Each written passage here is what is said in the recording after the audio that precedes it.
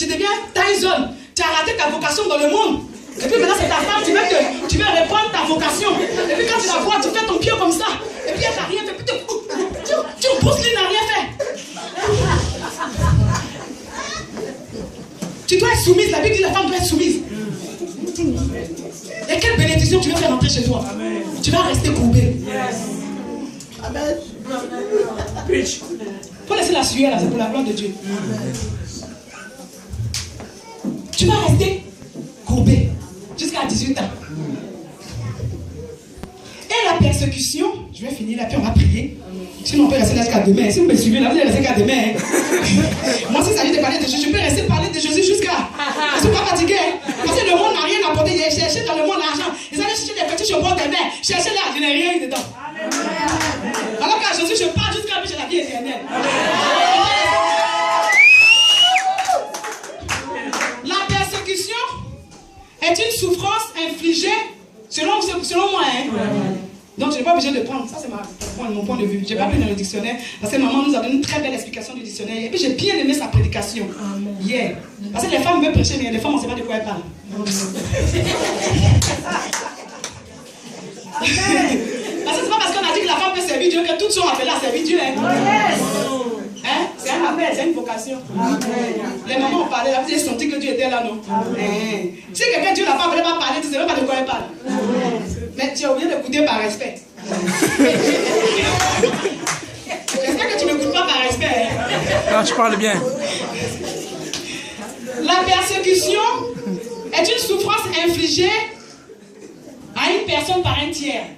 L'épreuve, c'est une souffrance qui est infligée par un être spirituel. L'épreuve est spirituelle. D'accord?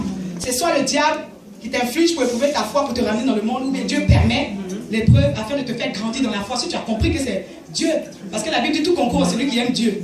Donc si tu n'as pas compris que tout concourt à celui qui aime Dieu, tu te décourages, tu pars, Satan aura gagné parce que ça fait une âme de plus. Parce que tous les jours, on se bat. Nous, on cherche à gagner des âmes pour Dieu. Satan cherche à gagner pour son royaume. La persécution, c'est une souffrance infligée à un tiers par une personne physique. Par exemple, le cas de Anne. Anne était stérile. À l'époque, la polygamie était permise, mais pas aujourd'hui. Hein? Oui, pas aujourd'hui, parce que les hommes, là, on vous parle. Il y en a qui disent que non, mais le Nouveau Testament n'a pas interdit. Celui qui a fait un bébé doit être irréprochable à mari d'une femme. Amen. Hein, parce qu'il y a des gens qui disent que c'est pas écrit dans le Nouveau Testament. C'est bien écrit. Au commencement, un homme, une femme. Dieu n'a pas créé Adam plus Ève et Evelyne. Il a créé Adam et Ève. C'est Abraham qui est venu amener Sarah plus Agar. Et puis c'est la femme qui a fait ça. Mais ça, maman a dit la femme, elle apporte la vie. Quand elle apprend, c'est pas ce qu'elle fait, elle apporte la mort dans le foyer. Toi, tu es là. Tu es tranquille, ton mari, tu ne veux pas. Tu es stérile, ton mari ne veut pas aller chercher ailleurs. Tu dis non, moi, il n'aime pas la paix, il veut un peu de bagarre. Chérie, comme il n'entend pas là, il faut prendre la bonne là.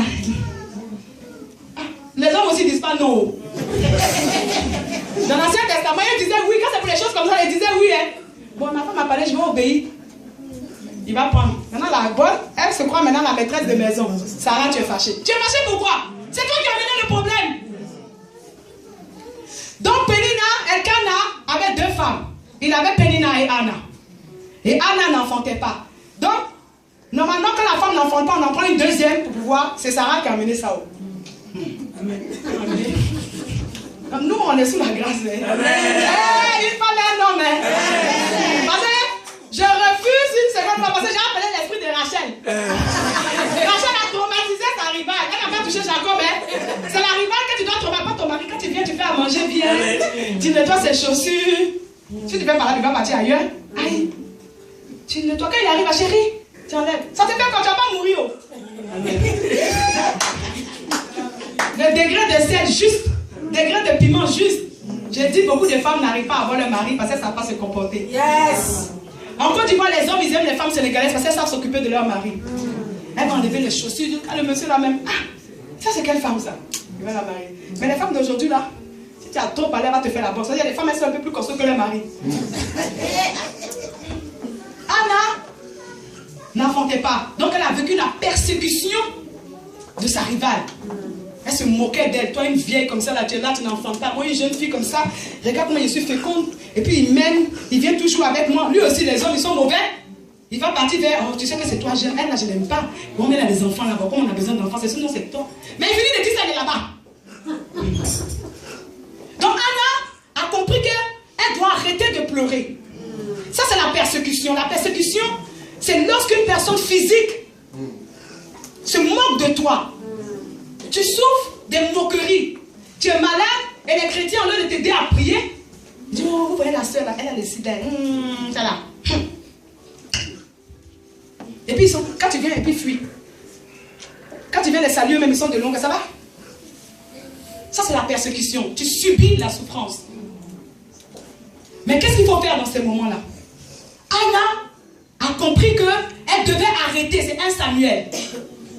1 Samuel 1, à partir du premier verset jusqu'au verset 20. Elle a compris que dans ces moments, la seule personne qui pouvait la sauver, c'était Dieu. Elle a arrêté de se plaindre à son mari. Première chose, ce n'est pas te plaindre auprès des hommes quand ça ne va pas. Parce que lorsqu'elle a commencé à prier dans le temple, le pasteur même, Élie le sacrificateur, il y a des pasteurs, hein? La femme souffre, elle est en train de parler, elle parle à son Dieu. Et le pasteur arrive, toi là, tu as bu. Lui qui est censé être l'homme spirituel, pour regarder dans l'esprit, pourquoi c'est que tu l'as? C'est lui qui t'accuse d'avoir bu. Il y a pasteur et pasteur. Le pasteur, c'est l'homme qui se soucie de ses brebis. Quand il y a une situation qui ne va pas venir chercher à t'accuser tout de suite. Et le pasteur, lui, il est là, on ne sait pas ce qu'il fait. Donc, il ne sait même pas ce qui se passe dans ta vie. Ça ne l'intéresse pas tant que tu fais ton offrande. Élie, le sacrificateur, était un pasteur. Parce que lui-même, ses propres enfants faisaient des bêtises dans le temple, il n'arrivait même pas à leur parler. Il dit, ah, toi là, tu as bu. Et puis tu viens dans la maison de Dieu parler. Fais, tu as sorti. Elle dit, non, hein, pasteur. Moi, je n'ai pas bu, c'est que Dieu ne te parle pas. C'est comme il y a un prophète en Côte d'Ivoire qui dit à la femme, tu es enceinte. Pour la femme, son ventre était gros et c'est logique. Dieu dit, si ce n'est pas une fille, c'est un garçon. Ah, ça c'est quelle révélation ça? Soit tu as vu, c'est une fille. Ou bien soit tu as vu, c'est un garçon, mais tu te tais. Il dit à la fille, c'est un garçon. Elle dit, non, hein, c'est pas un garçon. Il dit, donc c'est une fille. C'est une affaire vraie. Hein? Moi, j'aime bien raconter les histoires, mais généralement, c'est vrai. Il est prophète, je ne donne pas son nom parce que je ne suis pas là pour dénigrer les gens. Elle dit, ça, c'est quoi ça? Il dit, non, c'est une fille, je t'ai dit, c'est une fille. Elle dit, non. Il dit, c'est qui est-ce? Il y a un enfant dans ton ventre. Elle dit, non. Et c'est un fibrome. Et c'est vrai, elle avait un fibrome qui a grossi. Si Dieu t'a dit, si Dieu ne t'a rien dit, tu ne vas pas te taire. C'est pas mieux pour toi que d'avoir ton public comme ça. Et il veut s'énerver sur la soeur. Qu'elle ment. Ah, il m'a dit, c'était pour fibrome, je suis venu pour ma guérison. Et il dit, le sacrificateur, a fait comme ce monsieur-là. Tu as bu et puis tu es venu. Elle dit, non, je n'ai pas bu. C'est ma souffrance que je suis venue donner à Dieu. Parce que je me suis plaint pendant longtemps auprès des pasteurs. Le pasteur n'a pas le temps. Quand je l'appelle, il me dit, Dieu, ça va aller. Je regarde mon mari. Mon mari dit, il m'aime, mais tous les soirs, il est dans la chambre de Pénina. J'ai compris que je ne dois plus me plaindre, ni à mon mari, ni à qui que ce soit. Mais c'est d'aller directement en connexion avec le créateur de l'univers. Parce que quand la situation est comme ça, ne va pas pleurer. Chérie, tu sais, ça c'est quoi ça? Va dans la présence de Dieu. Amen. Il y a un répondeur qui veut ça. Va dans la présence de Dieu. Cette femme est restée courbée, mais elle attendait la présence, elle cherchait Jésus. Anna est partie dans la présence de Dieu. Et elle n'a pas fait une simple prière. Elle a même promis à Dieu, c'était une femme d'affaires. Elle a dit, bon, toi André, il y a longtemps j'ai prié, tu n'exauces pas là. J'ai aimé le passage de la maman Anderson yesterday. Hier, elle a dit, Benjamin, C'est ça? Ouais. Benjamin perdait. Israël perdait toujours contre Benjamin. Dieu leur a dit, allez-y, en guerre, vous allez gagner. Mais ils partent, et puis ils perdent. Dieu te dit, va en guerre. Hein? Je suis avec toi. Tu lis les versets bibliques. Le Seigneur te dit, par les meurtrissures, j'ai été guéri. Tu as été guéri. La Bible dit, par les meurtrissures de Christ, tu as été guéri. Donc tu crois, et tu t'en vas, la maladie est toujours là.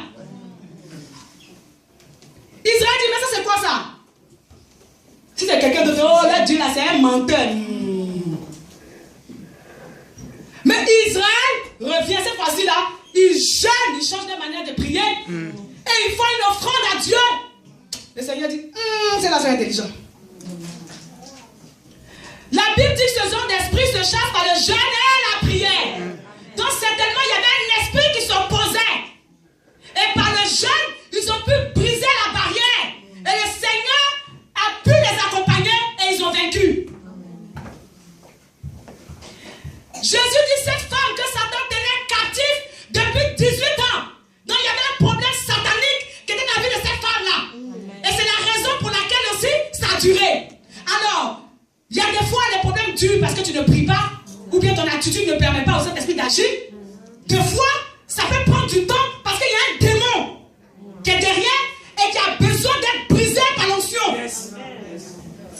Il y a une soeur pour qui j'ai prié, et à chaque fois elle rencontre un homme, le monsieur la battait terriblement. Elle la connaît. Elle avait un fort esprit de suicide. Donc elle m'appelait tous les soirs. Évangéliste, I want to die. Mais je dois courir, aller chez elle pour ne pas qu'elle... Parce que tout ce que je lui disais au téléphone, elle n'écoutait pas. J'arrive, elle est prête à se tuer. Les démons la tourmentaient. Donc j'ai compris qu'elle n'était plus au stade de l'exhortation. Parce qu'il y a des moments où on n'est plus au stade de lire que la Bible. On doit être à un autre niveau. Où appliquer la Bible. C'est-à-dire dans la profondeur, dans la prière, accompagnée de la parole. Parce que la prière ne va pas en dehors de la parole. Il faut briser quelque chose. Il faut l'onction de Dieu. Et puisque Jésus était le oint de Dieu, il avait l'onction de Dieu sur sa vie, sa présence a brisé le pouvoir qui était sur la vie de cette femme. La raison pour laquelle il n'y a pas beaucoup de miracles dans l'église, c'est parce qu'il manque l'onction. Il y a beaucoup d'églises aujourd'hui qui sont devenues des lieux de bavardage. On parle seulement. Jésus est le même hier, aujourd'hui est demain. Jésus a dit que. Mais le royaume de Dieu, là, ne consiste pas en paroles seulement. C'est une démonstration de la puissance de Dieu. L'onction Christ le jour. Chaque onction.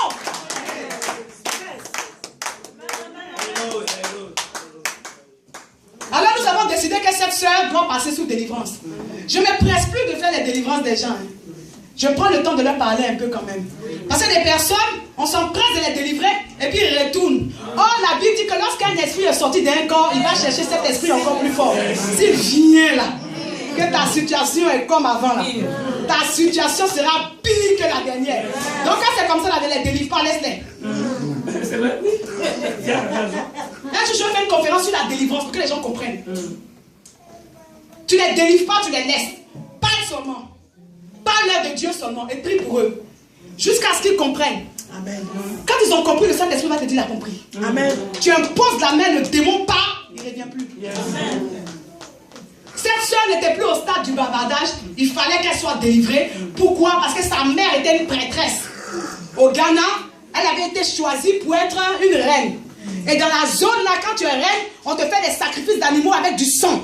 Donc tu deviens la femme de l'esprit de cet endroit. Et tous les enfants ne peuvent pas se marier. Parce que plus personne ne peut se marier.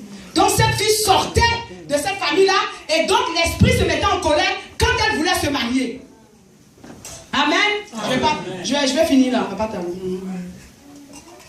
Et donc, elle ne savait pas.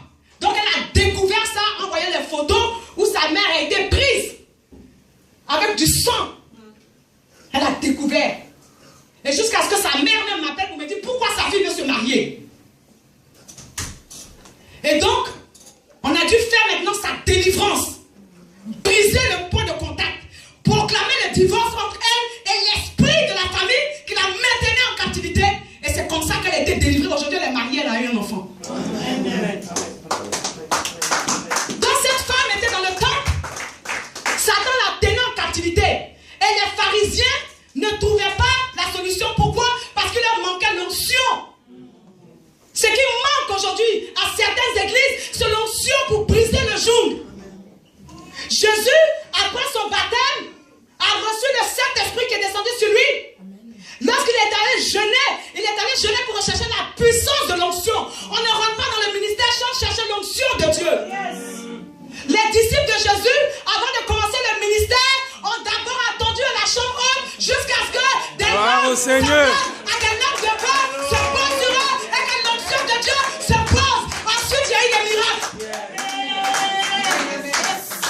Alors, s'il n'y a pas de miracle, quelque part, c'est qu'il manque l'onction. Les pharisiens, puisqu'ils n'avaient pas l'onction, n'ont pas pu toucher cette femme. Mais puisque Jésus était l'onction en personne, lorsqu'il a rencontré cette femme, quelque chose s'est passé. L'onction a brisé le pouvoir de Satan dans la vie de cette femme. Elle a été libérée. Si la souffrance perdue, cherche l'onction. Dis Seigneur, je veux ta puissance. Je veux ton feu. Parce que lorsque le feu du Saint-Esprit passe, tu n'es plus le même. La maladie disparaît. Yes. Alléluia. Les liens de famille se brisent. Parce qu'il ne s'agit pas que de dire je suis la tête et non la queue. Par tes maîtrises, je sais guéri. Satan, il connaît la Bible plus que toi. Il a dit à Jésus de t'écrire que des anges te porteront. Ah bon? Est-ce qu'il a dit, il connaît toi-même, il te connaît mieux que toi-même. Il est très organisé. Ce sont les chrétiens qui se lèvent, ils font les choses qui contiennent des fous. Satan organise ses mouvements. On dit, vous luttez contre les dominations, les autorités, les esprits méchants dans les lieux célestes. Cherche l'onction. Cherche la puissance du Saint-Esprit. En plus de la prière, cherche l'onction. Lorsque Anna a prié, qu'elle a fait son vœu à Dieu, c'est un enfant d'onction qui est venu. L'onction se cherche dans la prière. Désire l'onction. Son vœu et sa prière a fait naître l'onction. Quand tu seras dans la présence de Dieu et que tu chercheras l'onction, tu chercheras la puissance, il te revêtira. Il dit attendez là jusqu'à ce que sur vous survienne le Saint-Esprit. Il dit vous recevrez une puissance. Lorsque le Saint-Esprit survenant, le Saint-Esprit n'est pas la puissance, mais quand il vient, c'est accompagné de la puissance de Dieu. Anna a fait naître l'onction, le don de Dieu, qui est toujours pour nous le Saint-Esprit. Demande à l'onction de Dieu d'agir dans ta vie et de briser chaque jour. Si ton mari se comporte mal, appelle l'onction, impose l'onction de Dieu dans sa vie afin de briser l'onction, l'esprit qui le perturbe. Si tes enfants commencent à marcher dans la délinquance, commence à invoquer la puissance du Saint-Esprit afin de briser le joug de l'ennemi dans la vie.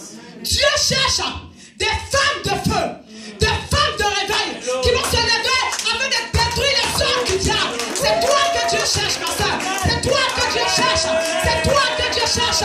De véritables femmes qui se lèveront afin de appeler l'onction de Dieu. Tu vas te lever, on va prier. Nous allons prier. Alléluia. L'onction brise le joug. L'onction brise le joug.